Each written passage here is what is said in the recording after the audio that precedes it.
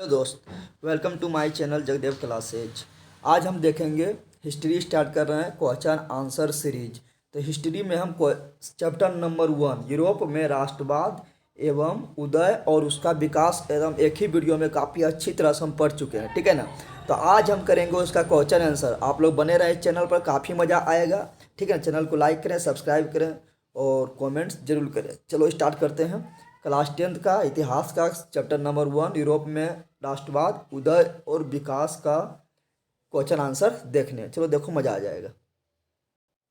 देखो, high school इतिहास है, वर्ग 10 का है। देखेंगे चैप्टर नंबर 1, ठीक है ना।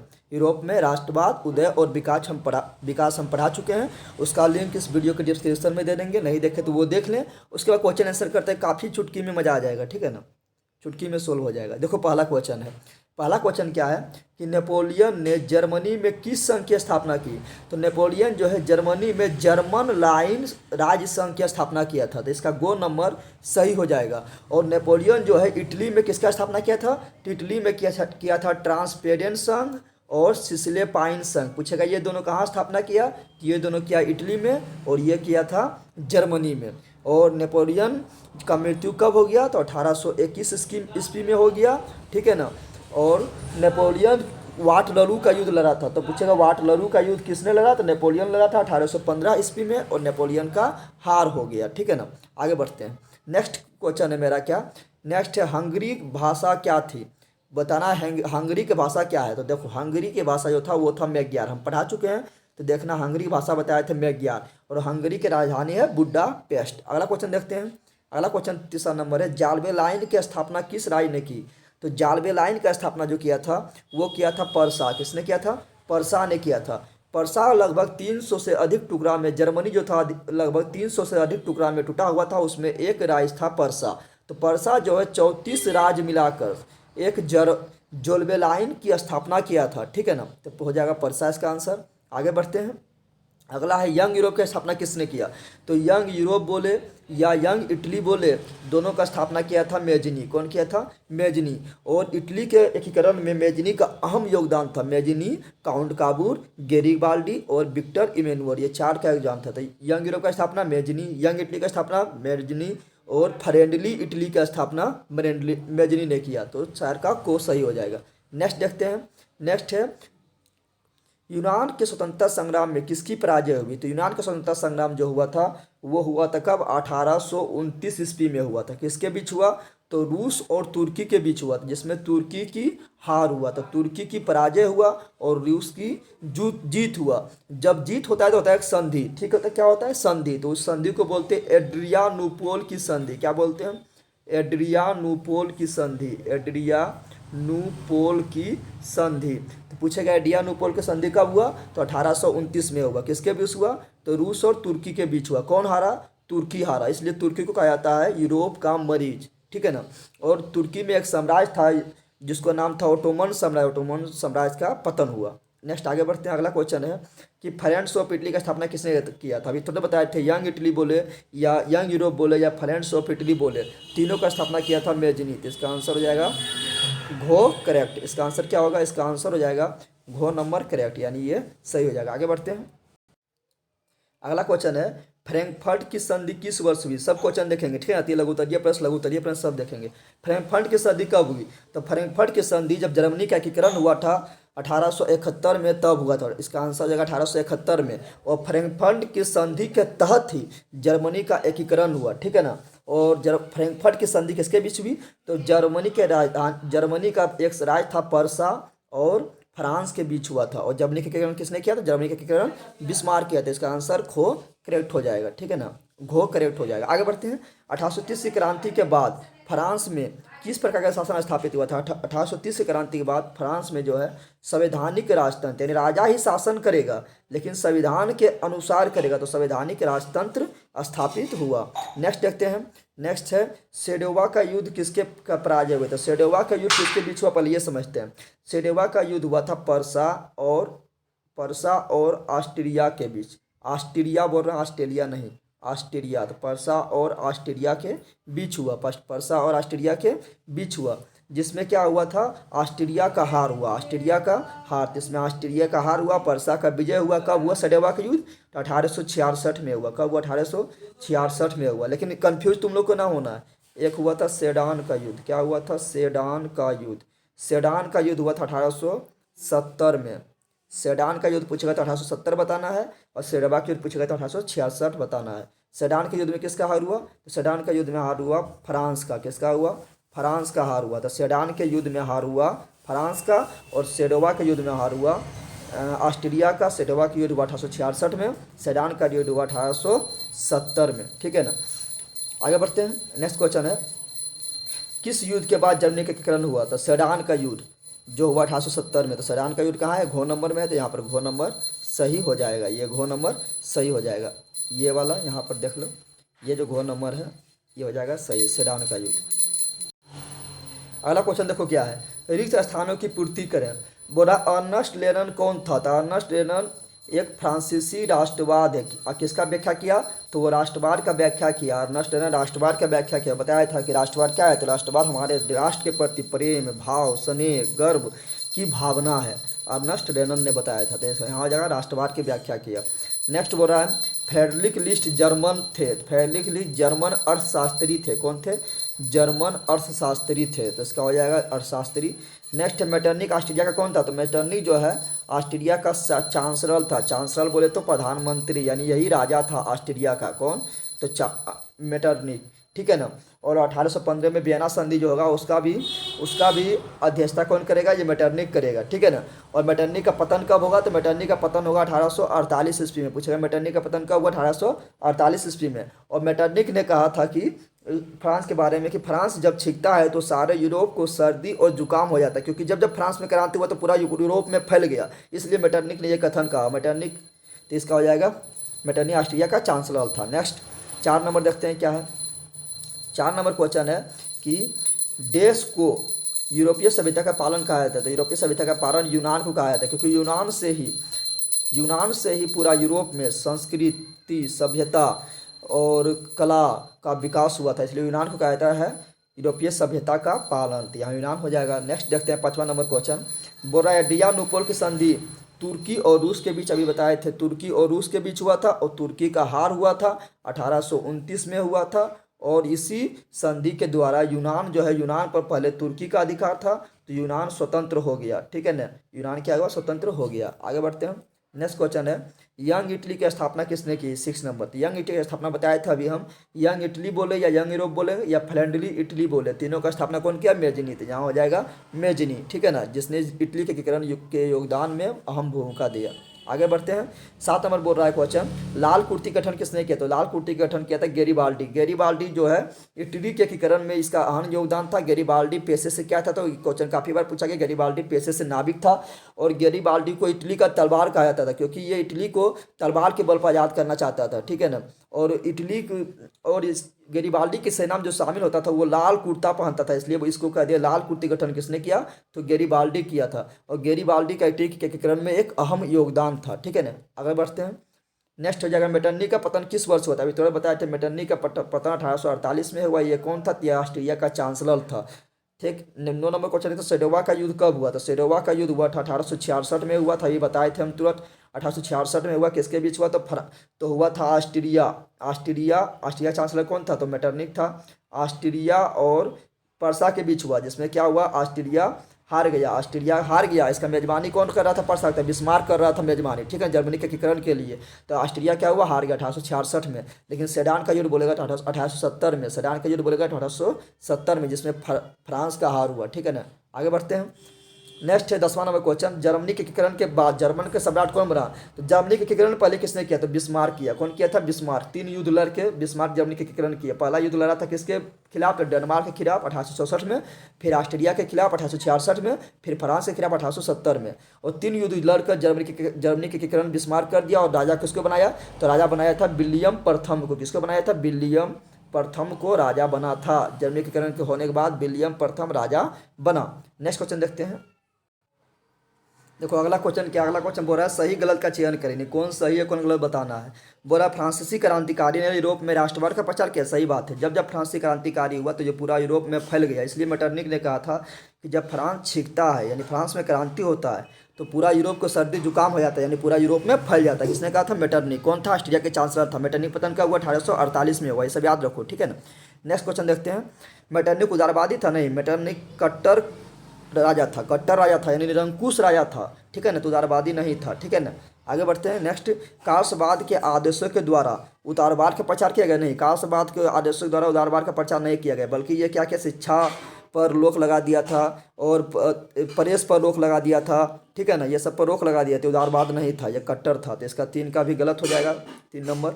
नेक्स्ट बोल रहा है नव गुएल्फ आंदोलन जर्मनी हुआ? नहीं, नव गुएल्फ आंदोलन जो है ये इटली में हुआ था, यहाँ जर्मनी बोल दिया तो गलत है, तो ये भी गलत हो जाएगा। रक्त और लोह की नीति मेजनी ने अपनाया? नहीं, रक्त एवं लोह की नीति रक्त एवं लोह की नीति बिस्मार्क ने अपनाया था। कौन अपनाया था? बिस्मार्क ने अपनाया था। जर्मनी के एकीकरण करने के लिए रक्त एवं लोह की नीति बिस्मार्क ने अपनाया था और 3 युद्ध लड़कर जर्मनी के एकीकरण 1871 में बिस्मार्क कर दिया था और इटली का एकीकरण 1870 में हुआ था। कौन कौन किया था? तो मेजनी, काउंट काबूर, गेरिबाल्डी और विक्टर इमैनुअल, 4 लोग मिलकर इटली का एकीकरण किया था। आगे बढ़ते हैं। अगला क्वेश्चन जो है ना वो बोल रहा है सारणी पर आधारित प्रश्न है। बोल रहा है कि मतलब यहाँ जो क्वेश्चन दिया गया है तो 1 नंबर है, तो इसमें से तीनों में से कौन होगा वो खोज का जवाब देना है। दूसरा नंबर क्वेश्चन का ये तीनों में से कौन होगा उसका जवाब देना है। तीसरा नंबर क्वेश्चन का ये तीनों में से कौन होगा उसका जवाब देना है। समझ गया? तो देखो पहला नंबर क्वेश्चन देखते हैं। राष्ट्रवाद की नई परिभाषा किसने दिया? वो कौन था? तो बताए थे कि फ्रांसीसी दार्शनिक था। कौन था? अर्नस्ट रेनन। तो 1 नंबर अर्नस्ट रेनन इसका आंसर होगा। 1 का आंसर क्या होगा? अर्नस्ट रेनन। दूसरा नंबर है कार्लसबाद के आदेशों किसने जारी किया था? कार्लसबाद के आदेश जो है ये ऑस्ट्रिया के चांसलर मेटरनिक ने जारी किया था। कौन किया था?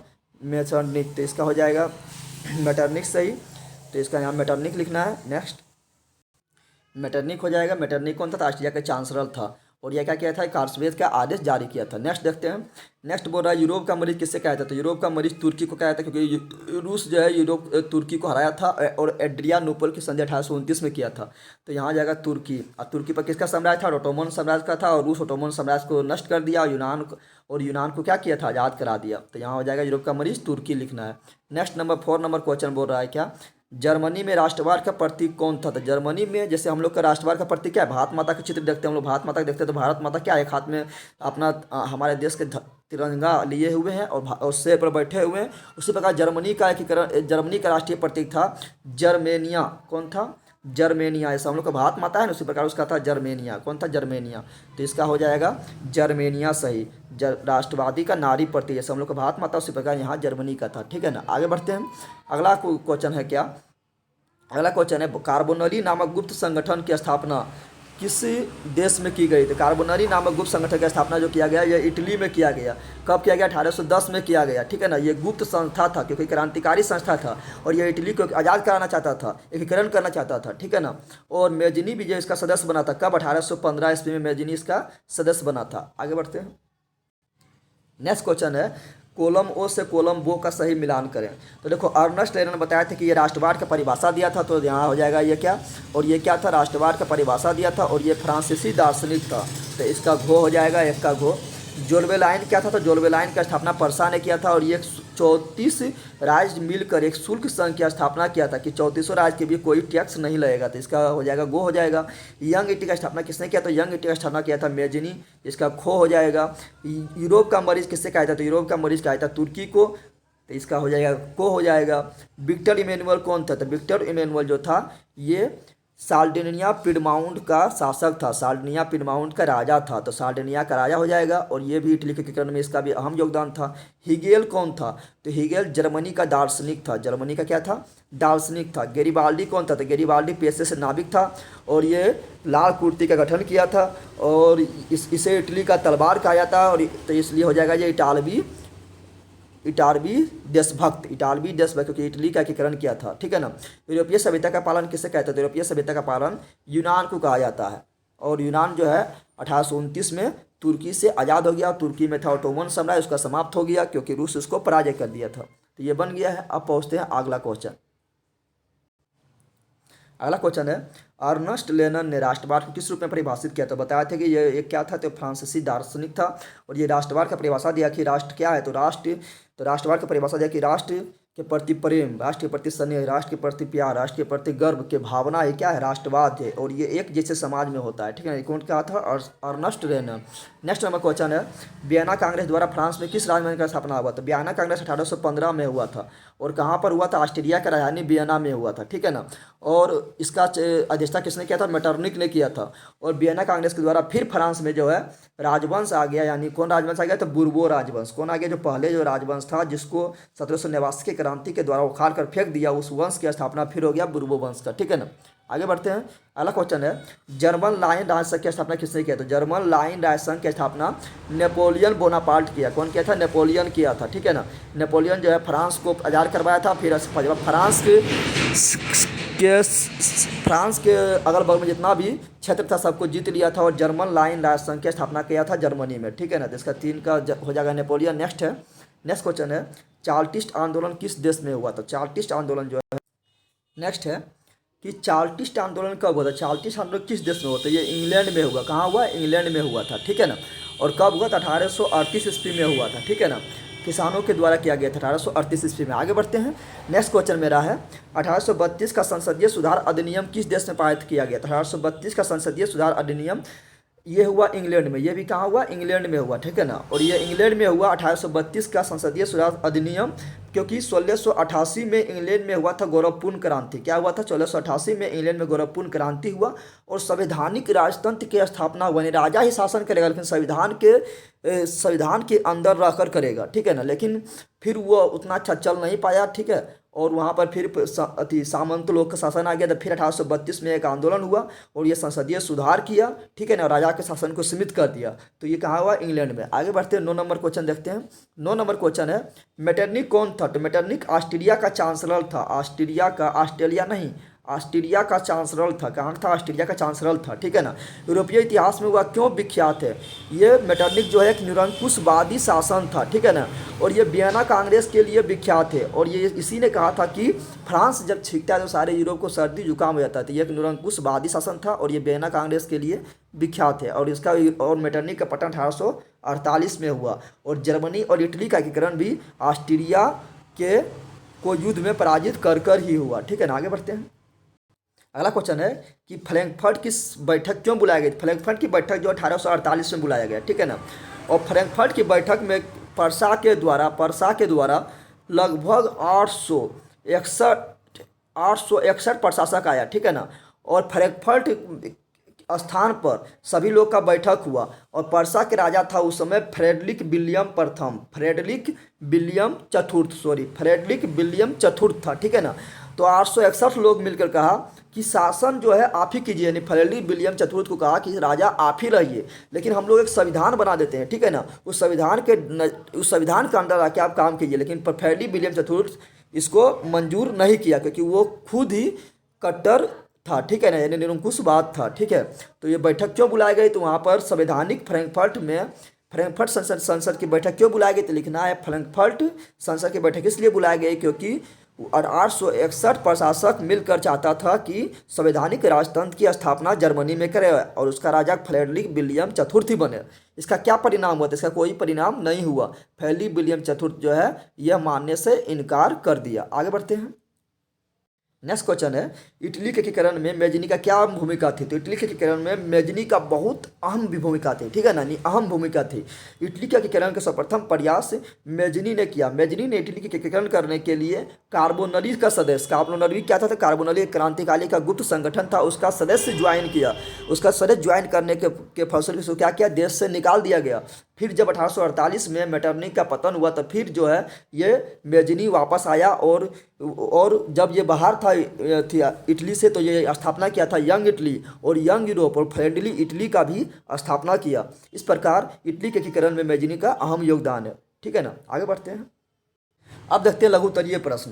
क्या बोला? फ्रांसीसी क्रांतिकारियों ने सामूहिक पहचान को बढ़ावा देने के लिए क्या किया? 1789 में हुआ था फ्रांसीसी क्रांति फ्रांसीसी क्रांतिकारी, जिसका नारा था स्वतंत्रता, समानता एवं बंधुता। तो ये लोग अपना सामूहिक पहचान के लिए कि हम लोग फ्रांस के नागरिक हैं, ये लोग अपना सामूहिक पहचान के लिए क्या किया था, तो ये दिया था पितृभूमि का संदेश, क्योंकि हम लोग का जो फ्रांस जो है वो हमारा पितृभूमि है। सब लोग नहीं बोलते हैं भारत क्या है, तो हमारा मातृभूमि है, भारत माता की जय। तो ये लोग बोलता था फ्रांस पिता की जय, यानी ये लोग बोला था फ्रांस मेरा क्या है, पितृभूमि है, यानी इस पर हम लोग का अधिकार है, ठीक है ना, और हम लोग यहाँ के नागरिक है, ठीक है ना, ये सब बोला। और कहा था क्या, और ये कहा था कि एक नया संविधान बनाया जहाँ फ्रांस के सभी लोग को समान अधिकार दिया, ठीक है ना। और फ्रांस को में राष्ट्रीय भूमिका को बढ़ावा देने के लिए, सामूहिक भूमिका बढ़ावा देने के लिए एक झंडा बनाया, जैसे हम लोग का तिरंगा है ना, उस प्रकार ये लोग अपना एक झंडा बनाया। और फ्रांस में एक भाषा को अनिवार्य कर दिया। कौन सा भाषा, तो फ्रांस भाषा सब लोग बोलेगा तो क्या होगा, आपस में क्या होगा, सहयोग, सामूहिक पहचान बनेगा। तो अपना एक झंडा बनाया, अपना एक भाषा बनाया, ठीक है ना, फ्रांस भाषा को लागू कर दिया। और इसको क्या बोला था, ये मेरा पितृभूमि है, हम लोग यहाँ का नागरिक हैं, ठीक है। और एक पहले से था स्टेटस जनरल, जिस पर के क्या था, राजा का अधिकार था। तो स्टेटस जनरल को हटाकर वहाँ पर क्या किया था, नेशनल असेंबली की स्थापना किया। नेशनल असेंबली में सभी जनता का भागीदार होता था। तो ये सभी किया था। आगे बढ़ते हैं। अगला क्वेश्चन क्या है, अगला क्वेश्चन है कि राष्ट्रवाद के विकास में नेपोलियन की क्या भूमिका थी। तो राष्ट्रवाद के विकास में नेपोलियन की अहम भूमिका थी। 1799 में से लेके 1815 तक जो है फ्रांस का ये नेपोलियन का शासन रहा, ठीक है ना। नेपोलियन शासन के 1799 1815 में। तो नेपोलियन की अहम भूमिका थी। नेपोलियन ने पवित्र रोमन साम्राज्य का समाप्त कर दिया, जो पवित्र रोमन साम्राज्य था उसको समाप्त किया और छोटा छोटा 39 राज्य मिलाकर जर्मन लाइन संघ की स्थापना किया, जर्मन लाइन संघ की स्थापना किया, ठीक है ना। और नेपोलियन जो है ये जर्मन लाइन संघ की स्थापना किया था और वहाँ पर प्रशासन की दृष्टि से सुधार किया, सामाजिक सुधार किया, आर्थिक सुधार किया। इससे जर्मनी राज्य में क्या हुआ, एकता की भावना बना, राष्ट्रवाद की भावना बना, एकता की भावना बना। साथ ही नेपोलियन के लास्ट में आक्रमण नीति से, नेपोलियन लास्ट में क्या करने लगा, जबरन सबको पुलिस में डालने लगा, सेना में भर्ती करने लगा। तो नेपोलियन के आक्रमण नीति से हुई आर्थिक क्षति और प्रतिष्ठा को जो ठेस पहुंचा ना, उसके कारण जर्मनी को लगी उससे उनमें फ्रांस विरोधी भावना जागृत हुआ। यानी जर्मनी को जो है उससे क्या हुआ, जर्मनी और इटली को नेपोलियन के प्रति फ्रांस विरोधी भावना जागृत हुआ, क्योंकि नेपोलियन फ्रांस पर शासन करता था, उसके अगल बगल जितना राज्य था उस पर अपना शासन कर लिया था। लेकिन लास्ट में नेपोलियन के खराब शासन के चलती इटली और जर्मनी उसका विरोधी हो गया, ठीक है ना, विरोधी भावना जागृत हुआ। इस प्रकार नेपोलियन जो है जाने अनजाने में क्या कर दिया, यूरोप में राष्ट्रवाद को बढ़ावा दे दिया। आगे बढ़ते हैं। नेक्स्ट क्वेश्चन है क्या, नेक्स्ट क्वेश्चन है मेरा कि यूनानी स्वतंत्रता संग्राम के कारण, पहले कारण बताना है, उसके बाद उसका परिणाम बताना है। तो यूनानी स्वतंत्रता संग्राम के बहुत सारा कारण है, क्योंकि यूनान प्राचीन और सांस्कृतिक रूप से समृद्ध राष्ट्र था। यानी प्राचीन और सांस्कृतिक, यानी उसका वहाँ का कल्चर काफ़ी अच्छा था, उसका समृद्ध राष्ट्र था। और उसका अतीत, यानी उसका अतीत जो है, उसका संस्कृत जो है काफ़ी गौरवमयी था, यानी काफ़ी अच्छा था। यहाँ के साहित्यिक, यानी साहित्य का विकास, यानी किताब को जो कहानी वाने लिखता है, कलात्मक और दार्शनिक और वैज्ञानिक एवं चिकित्सक संबंधी उपलब्धियाँ को पूरा यूरोप से, उससे क्या हुआ, पूरा यूरोप प्रभावित हुआ था। तो यूनान के स्वतंत्रता संग्राम का कारण क्या था, तो यूनानी स्वतंत्रता संग्राम का कारण था वहाँ का सांस्कृतिक रूप और समृद्ध राष्ट्र, वहाँ उसका अतीत का गौरवमय होना, उसका साहित्यिक, कलात्मक, दार्शनिक, वैज्ञानिक एवं चिकित्सीय संबंधी उपलब्धियों को पूरा यूरोप प्रभावित किया। इसलिए तो यही था यूनानी स्वतंत्रता संग्राम का कारण। इसका परिणाम क्या हुआ था, तो यूनानी स्वतंत्रता संग्राम में क्या हुआ, तो इसका परिणाम क्या हुआ था, यहाँ पर था तुर्की का शासन। तो 1829 में जब युद्ध हुआ तो रूस और तुर्की के बीच, तो रूस और तो उसमें तुर्की हार गया और रूस और तुर्की के बीच एड्रियानोपोल की संधि हुआ और इसके परिणाम स्वरूप तुर्की का शासन से आज़ाद हो गया यूनान। तो इसका परिणाम क्या हुआ, इसका परिणाम हुआ कि यूनान जो है एड्रियानोपोल की संधि के द्वारा 1829 में तुर्की से आज़ाद हो गया और वहाँ से ओटोमन साम्राज्य समाप्त हो गया। नेक्स्ट क्वेश्चन है, इटली के एकीकरण में गैरिबाल्डी की क्या भूमिका थी। तो इटली के एकीकरण में गैरिबाल्डी की बहुत अहम भूमिका है। इटली के एकीकरण में गैरिबाल्डी की बहुत अहम भूमिका थी। इटली के एकीकरण करने के लिए गैरिबाल्डी ने कहा था कि इटली के एकीकरण तलवार के बल पर किया जा सकता है, इसलिए इटली का तलवार गैरिबाल्डी को कहा जाता है, ठीक है ना। गैरिबाल्डी पेशे से नाविक था, पैसे से क्या था, नाविक था, ठीक है। और ये इसने इटली के एकीकरण करने के लिए लाल कुर्ती का गठन किया था, लाल कुर्ती गठन किया था, यानी इसका सेना में जो शामिल होता था वो लाल कुर्ता पहनता था और लाल कुर्ती के मदद से, ठीक है ना, ये इटली के दक्षिण वाला राज्य सेपेल्स और नेपेल्स को ये स्वतंत्र करवा दिया था। इस प्रकार इटली के एकीकरण में गरिबाल्डी का अहम भूमिका था और यह एक सच्चा देशभक्त था। आगे बढ़ते हैं। नेक्स्ट क्वेश्चन है, जर्मनी के एकीकरण के लिए बिस्मार्क ने कौन सी नीति अपनाई? तो जर्मनी के एकीकरण के लिए बिस्मार्क जो है ये रक्त एवं लोह की नीति अपनाई। बिस्मार्क कहता था कि जर्मनी के एकीकरण प्यार दुरार और बात विचार से नहीं हो सकता है, बल्कि जर्मनी के एकीकरण करना है तो हमको रक्त एवं लोह यानी रक्त बहाना पड़ेगा, जो इसको विरोध में आएगा। लोह यानी बहुत कड़ा नियम लागू करना पड़ेगा, यानी रक्त एवं लोह का नीति अपनाया, ठीक है ना। और इसके लिए ये क्या किया था, 3 युद्ध लड़ा था। एक युद्ध लड़ा था पहले डेनमार्क का युद्ध और डेनमार्क को पराजित किया था। दूसरा युद्ध लड़ा था सेडोवा का युद्ध 1866 में, जिसमें ऑस्ट्रिया को पराजित किया। और तीसरा युद्ध लड़ा था सेडान का युद्ध 1870 में, और जिसमें फ्रांस को पराजित किया था। इस प्रकार ये जर्मनी का एकीकरण बिस्मार्क कर दिया। तो ये रहा लघु उत्तरीय प्रश्न समाप्त हो गया। अब बचा है दीर्घ उत्तरीय प्रश्न। क्या बचा है? दीर्घ उत्तरीय प्रश्न बचा है। तो दीर्घ उत्तरीय प्रश्न में देखो, दीर्घ उत्तरीय प्रश्न में सबसे इंपॉर्टेंट है वो है ये, जर्मनी के एकीकरण की प्रक्रिया को संक्षिप्त में विवरण करें। तो इसके लिए हम जो अलग से वीडियो बनाएंगे, क्योंकि 6 नंबर का आता है तो उसके लिए अलग बनाएंगे। दूसरा नंबर जो सबसे इंपॉर्टेंट है ये दोनों में से ही आना फिक्स है। ज़्यादा कौन है? 5 नंबर फिर भी आए, ठीक है। तो इसका हम अलग से वीडियो बनाएंगे। आज इतना ही रखते हैं। अब हम जब पढ़ाएंगे चैप्टर इतिहास के चैप्टर नंबर 2 साम्यवाद, साम्यवादी, समाजवादी और रूसी क्रांति, तो उसका ही वीडियो बनाएंगे। इस प्रकार सबको मिलेगा आपका ज्योग्राफी का, पॉलिटिकल साइंस का, इकोनॉमिक्स का, इतिहास का सब। तो वीडियो अच्छा लगा तो फटाफट शेयर करें, लाइक करें, सब्सक्राइब करें और इस चैनल को अपने दोस्तों के बीच फैलाएं। मिलते हैं नेक्स्ट वीडियो में। जय हिंद, जय भारत, जय बिहार, जय हिंद। थैंक्स।